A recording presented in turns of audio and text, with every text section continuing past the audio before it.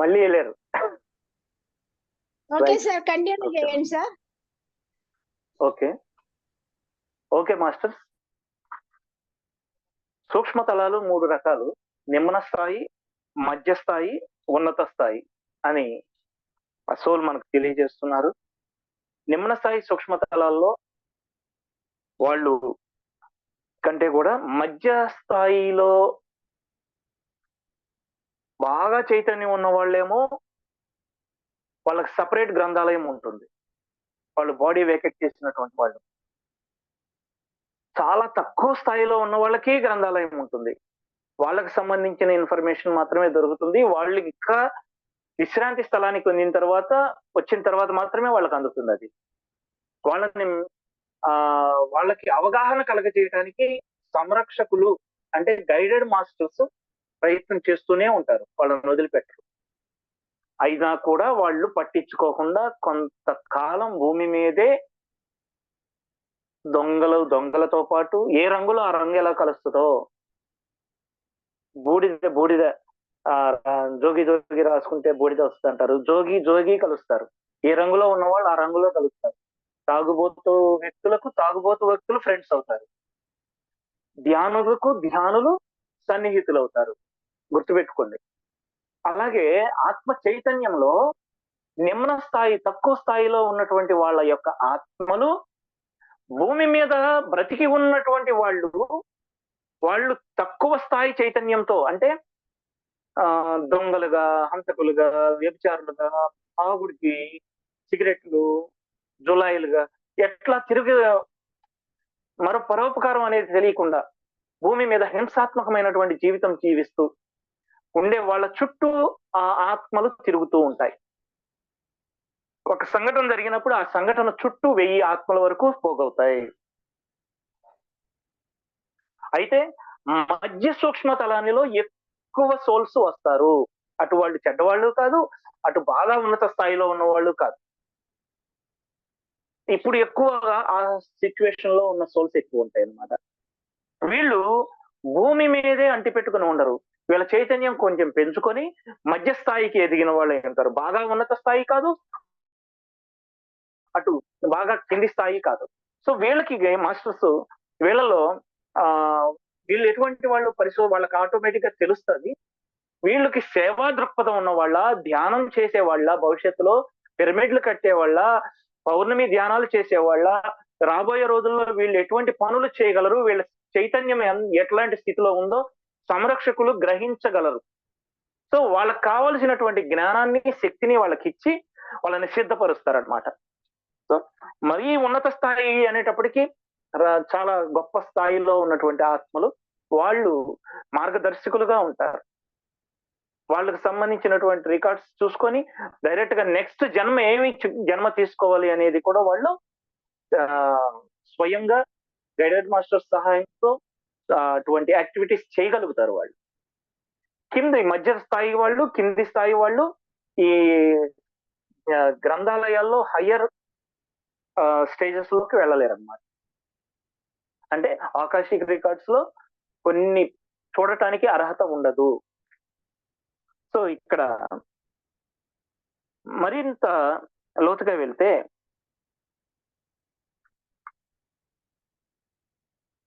ఒక కంప్యూటర్ గది అనేది ఉంటుంది. ఈ కంప్యూటర్ గదిలోకి అందరూ వెళతారు. కానీ ఆ సమయం వచ్చినప్పుడు, వీళ్ళ చైతన్యం పెరిగినప్పుడు అక్కడ కూడా చాలా టెక్నాలజీ ఉంటుంది మాస్టర్స్. మనం అనుకుంటున్నాము భౌతిక దేహం విడిచిన తర్వాత అసలు ఏమీ లేదు, ఉన్నదంతా ఇప్పుడే ఎంజాయ్ చేద్దాం, అనుభవిద్దాం అని అనుకుంటున్నారు. ఏ రకంగానైనా జీవించటానికి మనం జన్మ తీసుకొని వస్తే మనంతరాత్మ, మన మనస్సాక్షి ఎన్నోసార్లు హెచ్చరిస్తూ ఉంటుంది మాస్టర్. గుర్తు తెచ్చుకోండి. మన ఆత్మ ప్రణాళికకు వ్యతిరేకంగా మనం జీవిస్తున్నప్పుడు మన అంతరాత్మే మనల్ని ఆపడానికి చాలా సార్లు ప్రయత్నం చేస్తూ ఉంటుంది మాస్టర్. సో ఎట్టకేలకు ప్రతి ఒక్కళ్ళు కంప్యూటర్ గదిలోకి వెళ్తారు. ఆ కంప్యూటర్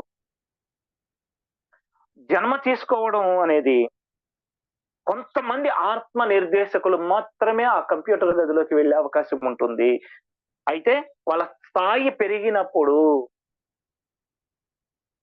అంత ప్రాముఖ్యత కలిగిన ప్రాంతం సూక్ష్మ రూపంలో ఉన్న వాళ్ళు కూడా అప్పటికప్పుడు దానిలో ప్రవేశించలేరు. చాలా సురక్షితమైనటువంటి ప్రదేశం, దాని చుట్టూ కాపలా ఉంటారు. నిమ్న స్థాయి ఆత్మలు ఆ ప్రదేశంలోకి వెళ్ళటానికి కూడా భయపడతారు. ఎలాగు అంటే ఎల్‌కేజీ పిల్లలు ఆహ్, డిగ్రీ కాలేజీలో కూర్చోబెట్టడానికి వాళ్ళకి ఉపయోగమే లేదు. పనికిరారు. అక్కడికి వెళ్ళాలన్నా కూడా వాళ్ళు భయపడుతూ ఉంటారు. ఈ నిమ్న స్థాయి ఆత్మలు కూడా ఆ విధంగా జరుగుతూ ఉంటుంది. భయపడుతూ ఉంటారన్నమాట. ఎందుకంటే భయం అనే ఎమోషన్ కూడా దానికి సంబంధించింది. నిమ్న స్థాయి. తర్వాత ఆత్మలు సరిచేయబడి వాళ్ళు జన్మలు తీసుకోవడానికి సరిపడే శరీరాన్ని జతపరిచే గది ఆ కంప్యూటర్ గది. ఆత్మలు సరిచేయబడి తరువాత జన్మకు ఏ శరీరాన్ని తీసుకోవాలి అని అక్కడ టెక్నికల్ గా ఆ టెక్నాలజీని కూడా యూజ్ చేసుకునేటటువంటి గది అన్నమాట అది. దానికి కొంతమంది గురించి చెప్తున్నారు. ఇథియోపియా కరువు కాటకంలో గాని, అటువంటి సందర్భంలో గాని బాధలు, ఇబ్బందులు పడి చనిపోయిన వాళ్ళు మనకి జ్ఞాపకం చేస్తున్నారు.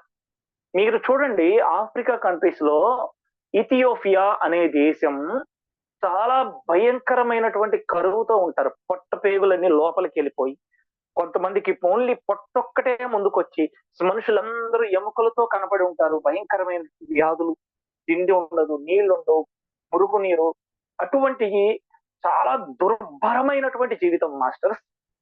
ఈ ఇథియోపియా కరువు అటువంటి లొకేషన్స్ లో జన్మ ఎందుకు తీసుకుంటున్నారు చూడండి మాస్టర్స్. వీళ్ళు గత జన్మలలో తమ ఇష్టం వచ్చినట్లు వ్యవహరించిన దాని ఫలితంగానే అటువంటి లొకేషన్స్ లో జన్మలు తీసుకొని అటువంటి బాధలు పడుతూ ఆ కర్మను అనుభవిస్తూ మరణిస్తారు. మాస్టర్, చాలా ఇంపార్టెంట్ పాయింట్. ఇథియోపియాలో కరువు కాటకాలతో జీవిస్తున్నారు. ఎంత ఆహారం దాచుకుంటున్నాడు మాస్టర్.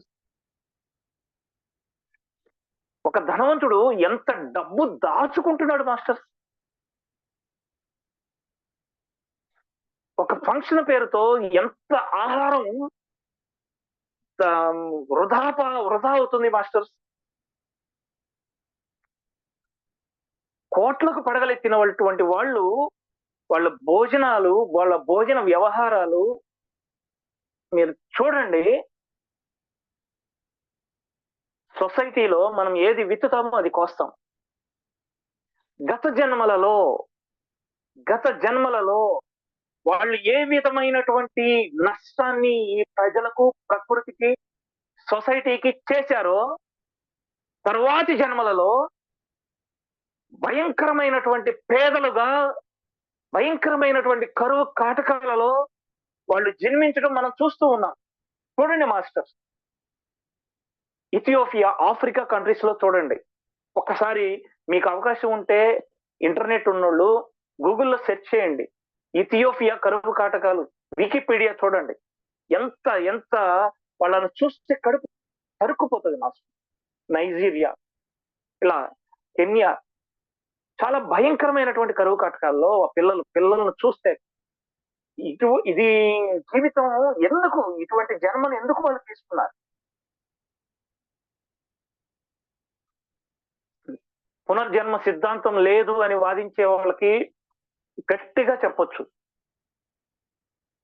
ఒక వ్యక్తి ధనవంతుడిగా ఎందుకు పుడుతున్నాడు, పేదవాడుగా ఎందుకు పుడుతున్నాడు, రోగిగా ఎందుకు పుడుతున్నాడు, ఆరోగ్యవంతుడిగా ఎందుకు పుడుతున్నాడు, స్త్రీగా ఎందుకు పుడుతున్నాడు, పురుషుడిగా ఎందుకు పుడుతున్నాడు, జ్ఞానిగా ఎందుకు పుడుతున్నాడు, అజ్ఞానిగా ఎందుకు పుడుతున్నాడు, పుట్టుకతోనే ఫిజికల్ హ్యాండిక్యాప్డ్ గా ఎందుకు పుడుతున్నాడు, మెంటల్లీ హ్యాండిక్యాప్డ్ గా కొంతమంది ఎందుకు పుడుతున్నారు? దేవుడు యథార్థవంతుడు కాదా?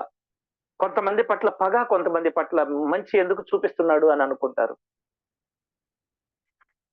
వీళ్ళ యొక్క కర్మలే తరువాతి జన్మలకు కారణము.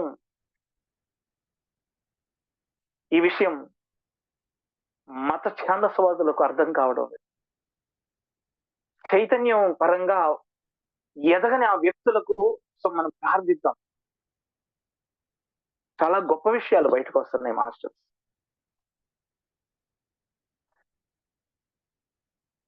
అటువంటి జీవితాలు ఎందుకు జీవిస్తున్నారు? మీరు చూడండి, ఒక ఆస్కార్ అవార్డు, ఒక ఫోటోగ్రాఫర్ కి ఆస్కార్ అవార్డు వచ్చింది. ఆస్కార్ కాదు, వరల్డ్ వైడ్ గా నే ఫోటోగ్రఫీలో వరల్డ్ దాన్ని ఏదో పెద్ద ఫోటోగ్రఫీలో ప్రతి ఇయర్ ఒక వ్యక్తిని సెలెక్ట్ చేస్తారు, మంచి ఫోటో తీసినటువంటి వ్యక్తిని. ఒక చిన్న బాబు అనారోగ్యంతో నల్లగా ఆఫ్రికా, ఇప్పుడు మనం చెప్పినటువంటి ఇథియోపియా భయంకరమైనటువంటి యుద్ధ సమయంలో, కరువు కాటకాల్లో ఉన్న సమయంలో, యుద్ధ సమయంలో ఆ లొకేషన్ లో ఉన్నటువంటి వాళ్ళకి ఆహారం కూడా ఇవ్వదని కొన్ని అభివృద్ధి చెందినటువంటి దేశాలు, ఆ దేశాల మీద యుద్ధం ప్రకటించినటువంటి దేశాలు ఆజ్ఞాపిస్తే ఆహారం ఇవ్వడానికి కూడా ఎవరు సాహసం చేయని పరిస్థితిలో ఒక గొడ్లగూబ, ఒక రాబందు ఆ బిడ్డ చచ్చిపోతే పీక్కుతుందామని కాసుకొని ఉన్న ఫోటోని తీసి ఆ ఇంటర్నేషనల్ ఫోటోగ్రఫీకి సంబంధించిన అవార్డు పొందాడు అతను. తర్వాత అతను సూసైడ్ చేసుకొని చనిపోయాడు. ఆ బిడ్డను నేను కాపాడలేకపోయాను, బ్రతికుండగా నేనేమి చేయలేకపోయాను. అయితే మాస్టర్స్ చూడండి, ఏ తపనతో మనిషి చనిపోతాడో తర్వాతి కాలంలో అతను సేవకుడుగా మారుతాడు. అయితే సూసైడ్ చేసుకోవటం అనేది ఆ ఆత్మ చైతన్యమున స్థాయి చైతన్యానికి సంబంధించినటువంటి ప్రకంపనలు కలిగి ఉన్న వాళ్ళు. సో భయంకరమైనటువంటి కరువు కటకాల్లో, భయంకరమైనటువంటి పేదరికంలో, భయంకరమైనటువంటి రోగాల్లో, భయంకరమైనటువంటి స్థితిలో ఎవరైతే జీవిస్తున్నారో వాళ్ళు తమ గత జన్మల యొక్క కర్మల యొక్క ఫలితం అనేది ఖచ్చితంగా తెలియజేస్తున్నారు మాస్టర్.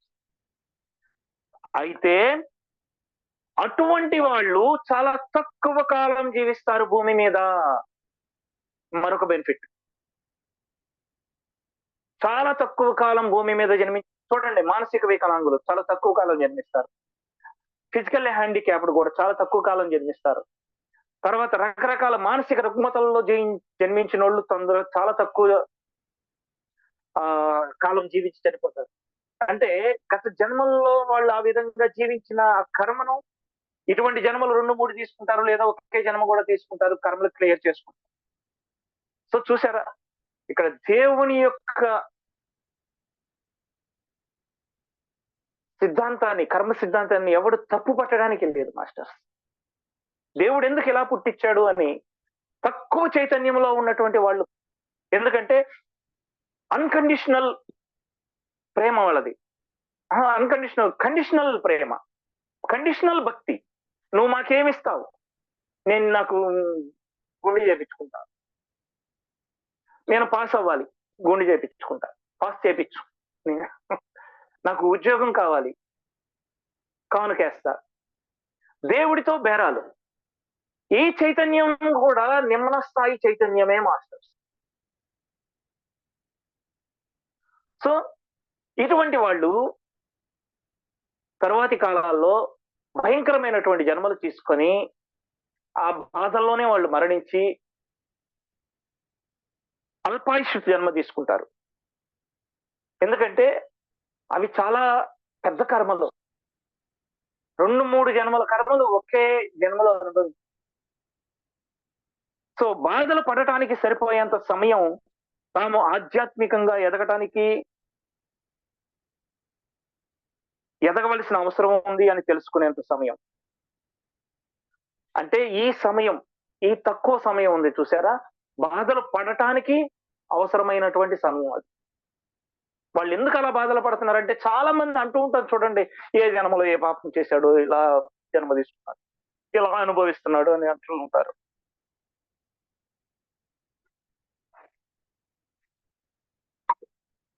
సో ఈ విధంగా ఈ కంప్యూటర్ గదిలో వాళ్ళ యొక్క తర్వాతి జన్మలకు సంబంధించినటువంటి విషయాలన్నీ తెలుసుకొని జన్మలు తీసుకొని ఆ విధంగా జన్మిస్తూ ఉంటారు. భారతదేశంలో జన్మించటం కర్మ సిద్ధాంతంలో ఒక్క భారతదేశమే కాదండి, చాలా చాలా పేద దేశాలు ఉన్నాయి. అటువంటి దేశాలలో కూడా జన్మించే వాళ్ళు ఉన్నారు, ఎక్కువ కర్మలు అనుభవిస్తూ ఉంటారు. ఇది ఒక్కటే కర్మభూమి కాదండి, మనం యూనివర్సల్ పర్సన్స్ గా మారాలి.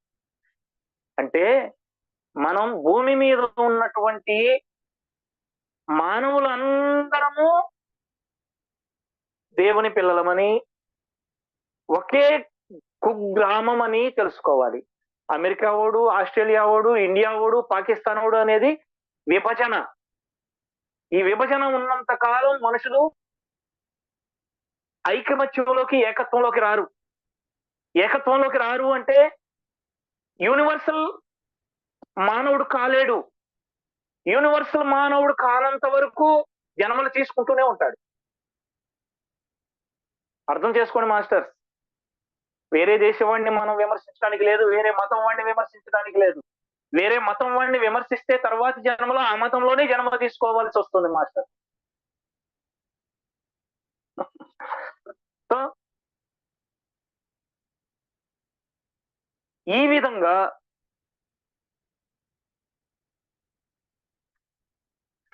ఈ జాన్ అనేటటువంటి వ్యక్తి ఒకే పక్షి గూటులు ఒకే గూటికి చేరతాయి. ధ్యానులు అందరూ ఒక చోట చేరతారు. మందు తాగే బాబులందరూ బారుల్లో చేరతారు. సినిమాలు పిచ్చున్నోళ్ళు అందరూ చూడండి ఒకే సినిమాకి వెళ్తా ఉంటారు. చూస్తూ ఉంటామండి, తప్పదు. పక్కన ఉన్న ఫ్యామిలీ మెంబర్స్ తో పాటు నేను కూడా వెళ్తూ ఉంటాను అప్పుడప్పుడు, కతి రేరు. సో ఇక్కడ ఈ జాన్ అనేటటువంటి సోల్ యొక్క అతని ఇంటెన్షన్ వాళ్ళు తెలుసుకున్నారు మార్గదర్శకులు. ప్రస్తుతానికి జాగ్రత్త తీసుకోండి, ప్రేమను శాంతిని భావిస్తూ ఆనందంగా ఉండండి అంటూ ఆయన ఈ జాన్ని సాగనంపడానికి భూమి మీదకి ప్రయత్నం చేస్తూ ఉన్నారు. మనం చాలా విషయాలు తెలుసుకున్నాము. ఇక ఇంకా నువ్వు కొన్ని ప్రశ్నలు అడగాలనుకుంటున్నావు, తర్వాతి విషయాలు నీ చైతన్యానికి ఎక్కవు ఒకవేళ మేము చెప్పినా అని అతన్ని భూమి మీదకి తిరిగి అతని సోల్ ని తిరిగి పంపించడం జరిగింది. తర్వాత ఈ డోలరెస్ అతన్ని హిప్నటైజ్ లోంచి బయటికి లేపడం జరిగింది. సో ఇక్కడ దివ్య సంచారం అనే చాప్టర్ ఈ రోజుతో క్లోజ్ అయింది. సో మాస్టర్స్ ఈ సెషన్ ఇంతటితో ముగిస్తూ నెక్స్ట్ వివిధ స్థలాల స్థాయిల ఉనికి, ఇది కూడా గత చాప్టర్ లాగే ఉంటుంది కానీ ఇంకొంచెం అడ్వాన్స్డ్ గా ఉంటుంది. రేపు స్వాధ్యాయ యోగం చేద్దాం. ఎవరైనా క్వశ్చన్ అండ్ ఆన్సర్స్ ఉంటే అడగండి, లేదా మరి ఎవరైనా మాట్లాడాలనుకుంటే వాళ్ళ ఎక్స్పీరియన్సెస్ షేర్ చేసుకోవచ్చు. మనకి ఇంతటి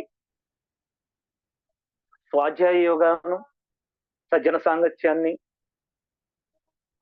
మనకు అందించి లైఫ్ ఆఫ్టర్ డెత్ ద్వారా ఎన్నో అద్భుత విషయాలను, మరుగు చేయబడినటువంటి మర్మాలను ఇప్పటి వరకు కూడా సామాన్య ప్రజలకు తెలియనటువంటి ఎన్నో విషయాలను మనకు అందిస్తున్న డోలరెస్ గారికి, తెలుగులో అనువాదం చేసినటువంటి రేవతి మేడం గారికి, ఈ మాస్టర్స్ యొక్క చైతన్యానికి మనం కృతజ్ఞతలు తెలుపుకుంటూ మన వెనక ప్రత్యక్షంగాను పరోక్షంగాను ఉండి సహాయం చేస్తున్న ప్రతి దివ్యాత్మకు మనస్ఫూర్తిగా కృతజ్ఞతలు తెలుపుకుంటున్నాను. Thank you masters, thank you very much. Sir ఈరోజు చాలా అద్భుతంగా చెప్పారు సార్. అంటే ఎన్నో తెలియని కొత్త విషయాలు కూడా ఇవాళ తెలుసుకున్నాము. అంటే మనం భౌతికంగా ఎలా అయితే గుమిగూడతామో ఒక ఇన్సిడెంట్స్ జరిగినప్పుడు, అలాగే వేల సంఖ్యలో ఆత్మలు కూడా గుమికూడతాయి అనేది కొత్త విషయాన్ని ఈరోజు తెలియపరిచారు సార్. కాకపోతే ఈ విషయాన్ని విని పడకుండా ఉండాలి, ఆ టైంలో ఎరుకతో అది గుర్తు చేసుకొని భయపడకుండా ధైర్యంగా.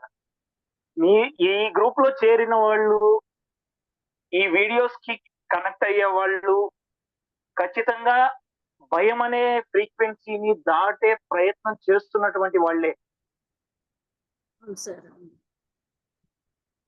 చైతన్య స్థాయిలో ఎంతో ఎదగడానికి ఎదగడానికి సహాయం చేయటం జరుగుతుంది వాళ్ళకి. ఉమ్.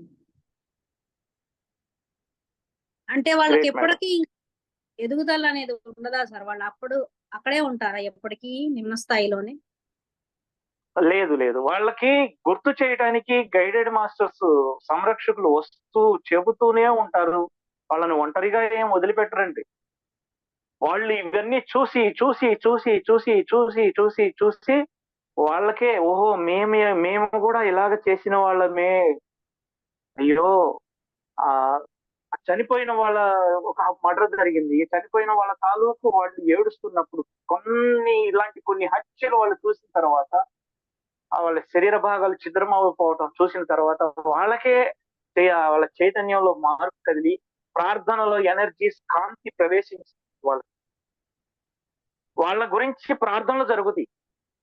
ఎంత దుర్మార్గుడు చనిపోయినా వాళ్ళ కుటుంబీకులు వాళ్ళ ఆత్మ శాంతి కలగాలని ఒక్కళ్ళైనా కోరుకుంటారు. అవును సార్.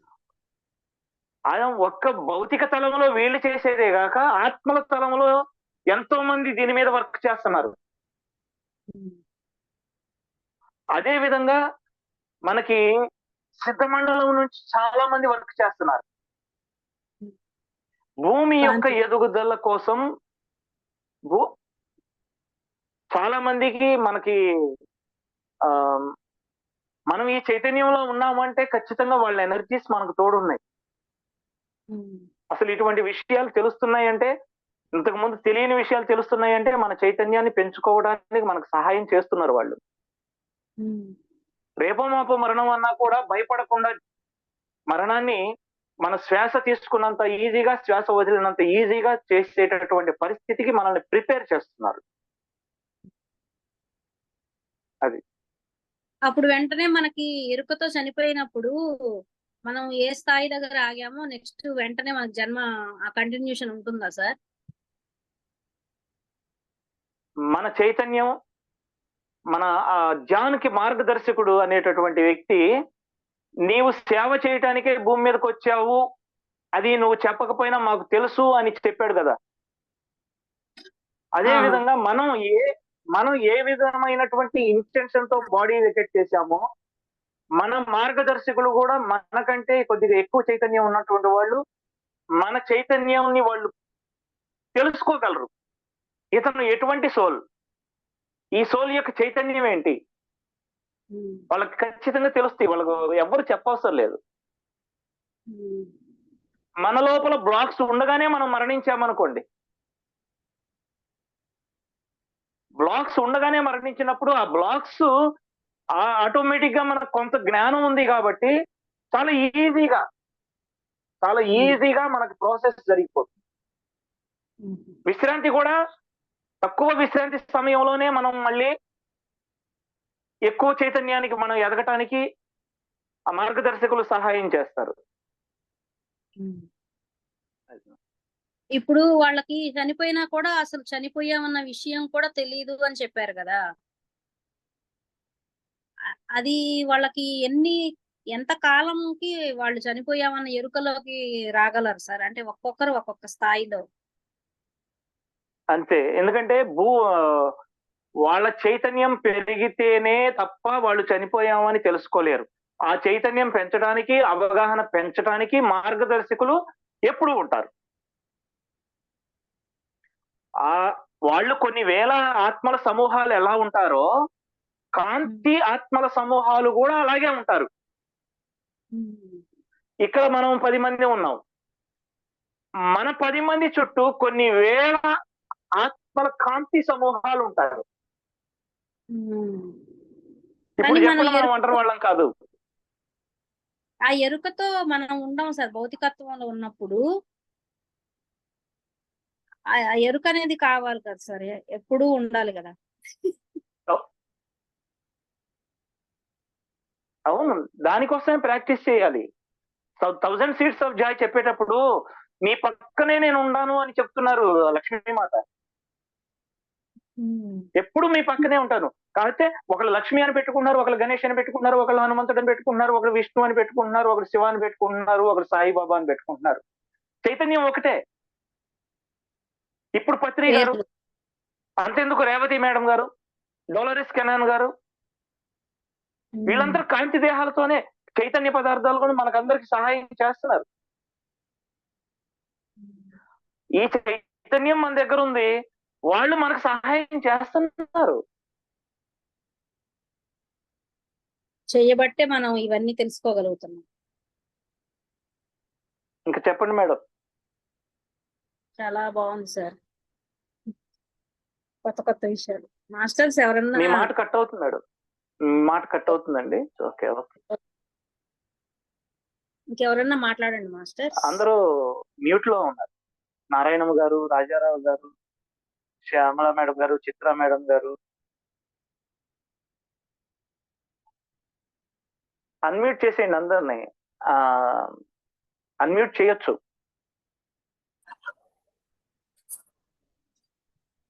మాట్లాడండి అమ్మా. నమస్తే అండి, చాలా బాగా చెప్పారు. కొత్త కొత్త నమస్తే విషయాలు మా. తెలుసుకుంటున్నాం. చాలా బాగా చెప్తున్నారు, కొత్త కొత్త విషయాలు తెలుస్తున్నాయి. సూపర్. కాకపోతే మరి మీరు అర్థం అక్కడికి వెళ్ళాక చేసుకుంటున్నారంటే అది మీ గొప్పతనం. చెప్పేవాడిది ఏమీ లేదమ్మా, వినేవాళ్ళే గొప్పవాళ్ళు. అర్థమై అక్కడికి వెళ్ళాక మా సోల్ ఎట్లా ఉంటుందో కూడా భయం వేస్తుంది. మీ సోల్ ఎప్పుడు కాంతితో ఉంటది, కాంతితో ఉంటారు. ఒక సూర్యుడు ఈ కాంతి, మీరు అపనమ్మకంతో ఉండమాకండి. సూర్యుడి కాంతి కంటే కూడా ఎక్కువ తేజస్సుతో ఉంటారు. మీరు సూర్యుడి కాంతి తేజస్సు కంటే ఎక్కువ తేజస్సుతో ఉంటారు. Thank you sir. అది ఎట్లా ఉంటామో ఏమో, మనము మన మన ప్రవృత్తి ఎట్లా ఉంటుందో అసలు అక్కడ తెలియదు కదా అనుకుంటారు. అవును, మరణించడానికి ముందే జ్ఞానం సంపాదిస్తున్నారు, మరణం తర్వాత జీవితం ఏంటి అని. ఇప్పుడు మరణం అనే దాని మీద మనకు భయం అనేది పోగొట్టుకుంటున్నాం. ఎందుకంటే అంతే, ఈరోజు ఒక ఆహారాన్ని దుర్వినియోగం చేసిన వాడు మంచి భయంకరమైనటువంటి కరువు కాటకాలు ఉన్నటువంటి దేశంలో జన్మలు తీసుకున్నారు కదా. ఇథియోపియా అనే దేశంలో భయంకరమైనటువంటి కరువు కాటకాలలో జన్మలు తీసుకున్నారు కదా. అట్లా నీళ్లు దుర్వినియోగం చేసిన వాళ్ళు రాజస్థాన్ ఎడారుల్లో బిందె మీద బిందె పెట్టుకొని ఎన్నో కిలోమీటర్లు వెళ్ళి తెచ్చుకోవాల్సి వస్తుంది. మనం చేసే దాన్ని బట్టి ఉంటది. అంతే. Thank you sir.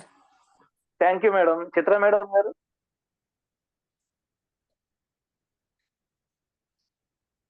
అప్పలరాజు గారు వచ్చారు చాలా రోజులకి. Thank you sir. మాట్లాడండి సార్. Thank you sir. నేను లేట్ గా జాయిన్ అయ్యాను, అయినప్పటికీ మంచి చాలా చక్కటి విషయాలు చెప్పే సమయంలో ఎంటర్ అయ్యాను. ఓ సార్, గమనించలేదు సార్. అదే నేను లేట్ గా జాయిన్ అయ్యింది, అంటే నాకు గుర్తొచ్చింది, కానీ తర్వాత నిన్న మొన్న చూస్తే లింక్ లో జరగట్లేదని చెప్పను, నీకు బాగా ఉందో లేదో అంటూ డౌట్ గా ఆన్ చేశాను. ఓకే ఓకే, ఆన్ చేస్తే మీరు అప్పటికే మాట్లాడుతున్నారు. సో ఆ విషయమే శైలజ గారిని అడుగుతామని చెప్పి ఫోన్ చేశాను నిన్న. మేడం నిన్న మరి ఇద్దరు బిజీగా ఉన్నారు, రాజశేఖర రెడ్డి గారు శైలజ గారు బిజీగా ఉన్నారేమో, ఫోన్లు పనిచేయలేదు. వాళ్ళు ఇక్కడ నుంచి వచ్చారు, ఓకే, శ్రీశైలం వెళ్ళి వచ్చినట్టున్నారు కదా. బిజీగా ఉన్నారు. అదేనండి, తర్వాత మిస్డ్ కాల్ ఉంది చేసినట్టున్నారు, నేను అప్పుడు ధ్యానంలో ఉన్నాను. అందువల్ల సంతోషం అండి, చాలా బాగుంది, చాలా చక్కటి విషయాలు ఇవి. మీరు అంటే అది వేరే అనుకోవద్దు, నేను ధ్యానంలో వచ్చిన కొత్తల్లో ఈ విషయాలన్నీ వింటున్నప్పుడు, అదే నేను చదివాను ఈ పుస్తకం మరణానంతర జీవితం, ఈ పుస్తకాలు చదివేటప్పుడు చాలా చాలా అంటే చాలా ఆసక్తికరంగా ఉండేదన్నమాట. అంటే మనం ఇప్పుడు ఎలా జీవిస్తున్నాము, అక్కడ వెళ్ళిన తర్వాత దీని ప్రభావం మనకి ఆ జ్ఞానంతో పాటు ముడిపడి ఉంటుంది అనే విషయాన్ని చాలా బాగా అర్థం చేసుకోవాల్సి ఉంటుంది. మీరు అన్నారు ఇప్పుడే అవును. వాటర్ని ఎలా పడితే అలా వినియోగించేవాళ్ళు ఆ వాటర్ విలువ తెలియజేసే విధంగా మళ్ళీ ఎడారిలో పుట్టడం కానీ, అంటే ఇవన్నీ పాఠాలు అన్నమాట. సో అలాగే అంతే. ఫుడ్ను వేస్ట్ చేసే వాళ్ళకి, కరువు కాటకాలు ఉన్న ఏరియాల్లో మళ్ళీ జన్మ. అంటే అది దాన్ని ఎక్స్పీరియన్స్ చేయడం కోసం ఆత్మ చేసే ప్రయత్నంలో భాగంగానే కానీ శిక్ష కాదు, శిక్షణ, శిక్షణ. కేవలం శిక్షణ. అవును. ఆ, అది మనం దాన్ని బాగా అర్థం చేసుకొని ఇప్పుడు మరి మన మన జీవితంలో ఇప్పుడు ఎలా ఉండబోతున్నాము, ఎలా ఉండాలి అనేది అనునిత్యం ప్రతి పాయింట్ని అర్థం చేసుకుంటూ జీవిస్తూ ఉండాలి. ఆ, అంతే సార్. చాలా చాలా అద్భుతం అండి. మళ్ళీ అగైన్ అండ్ అగైన్ మళ్ళీ వినడం అనేది చాలా అవసరం. ఎందుకంటే ఇప్పుడు హఠాత్తుగా ఇవాళకి ఇవాళ ఒక మనిషి చనిపోవచ్చు. అందరం ఎప్పుడో ఎప్పుడో నాకు ఇప్పుడప్పుడే కాదు అప్పుడే చావు లేదు అనుకోవచ్చు. కానీ ధర్మరాజు చెప్తాడు ఒకనొక సందర్భంలో శ్రీకృష్ణుడు అడిగితే శ్రీకృష్ణుడు ఒక ప్రశ్న వేస్తే ధర్మరాజు చెప్తాడనమాట. చాలా ఆశ్చర్యకరమైన విషయం ఏంటంటే ప్రతి మనిషి కూడా పక్క మనిషి చనిపోతున్నప్పుడు కేవలం లైట్ గా తీసుకుంటారే కానీ నాకు కూడా చావు ఉంది కదా అని ఎమ్మటి ఎరుకలోకి రారు, నేను ఇంకా జీవిస్తాను అనే అవును. భావనలోనే ఉంటారు అని. కానీ మనం అర్థం చేసుకోవాల్సింది ఆ. ఏంటంటే మనకి ఎంతవరకు ఆయుష్ ఉంది, ఎన్ని శ్వాసలు ఉన్నాయి అనేది ఎవరికి తెలియదు. అయితే పత్రిసారి చెప్తారు అనేక గ్రంథాలను అనుసరించి ఏమనంటే, నువ్వు నీ నిర్ణయం అయితే గట్టిగా, నీ నిర్ణయం బలమైనది అయితే, నీ సంకల్పం గట్టిదైతే గనక నేను ఇన్ని సంవత్సరాలు భూమి మీద ఉంటాను ఖచ్చితంగా అని నిర్ణయించుకోగలిగితే, తదనుగుణమైనటువంటి జ్ఞానాన్ని పొందితే తప్పకుండా నువ్వు అన్ని సంవత్సరాలు భూమి మీద ఉండి తీరాల్సిందే. ఎందుకంటే నీ సంకల్పమే అల్టిమేట్. కానీ దానికి జ్ఞానం తోడవాలి, నువ్వు చేసే ప్రయత్నం తోడవాలి, నీ యొక్క సంకల్పం గట్టిదై ఉండాలి. సో ఇలాగా మనకి పత్రిసారు చాలా చాలా విషయాలను క్రోడీకరించి మనకు అద్భుతమైన జ్ఞానాన్ని, అద్భుతమైన పుస్తకాలు కూడినటువంటి జ్ఞాన భాండాగారాన్ని అందించడం జరిగింది. నిజంగా మనం అంతా కూడా పత్రిసారి సమయంలో జన్మించి ఈ జీవితాలు తీసుకొని ఆ ప్రయత్నంలో ఉండడం అనేది ఎంతో ఎంతో గొప్ప విషయం. అందుకు గాను అందరం కూడా, అంటే ఇక్కడ పత్రి కాదు, మీరన్నట్టు నామరూపాలు అనేవి లేనే లేవు. ఖచ్చితంగా ఆ చైతన్యం ఏదైతే ఉందో ఆ చైతన్యం మనందరినీ కూడా మరింత చైతన్యవంతులుగా, అందరినీ కూడా చైతన్యవంతులుగా చేయడానికి రాబడ్డ దివ్యమైనటువంటి కాంతి శరీరం అనే మనం అనొచ్చు.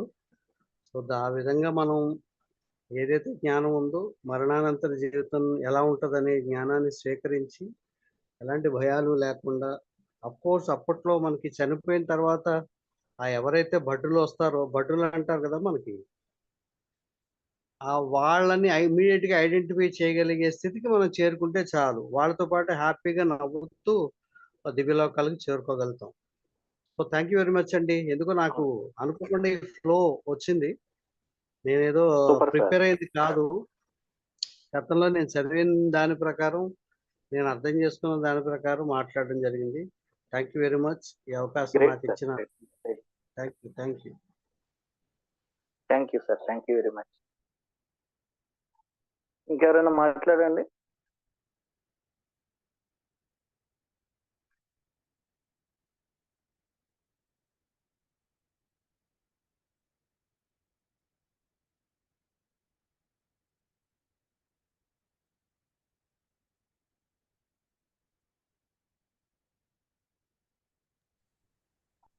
అన్మ్యూట్ చేయండి మిగతా వాళ్ళని. శైలజ మేడం. శైలజ మేడం గారు మీ చేతిలో లేదా మేడం? మీ చేతిలో లేదా అన్మ్యూట్ చేసేది? హోస్ట్ గారే చెయ్యాలి. ఓకే. ఎవరన్నా మాట్లాడండి మాస్టర్స్, రికార్డ్ అవుతుంది క్లాసు. ఓకే, చిత్ర మేడం గారితో మాట్లాడించండి. చిత్ర మేడం. వెంకటేశ్వర గారు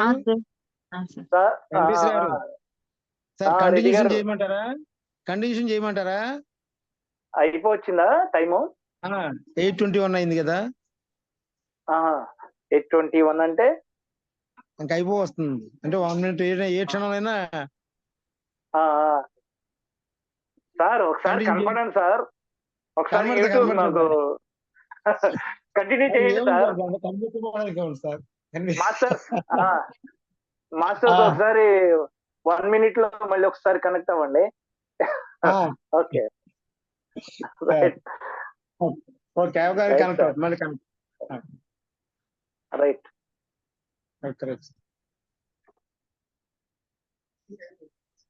రెడ్డి గారు యోగి లాగా కనిపిస్తున్నారే, 40 నిమిషాలు కూర్చోండి.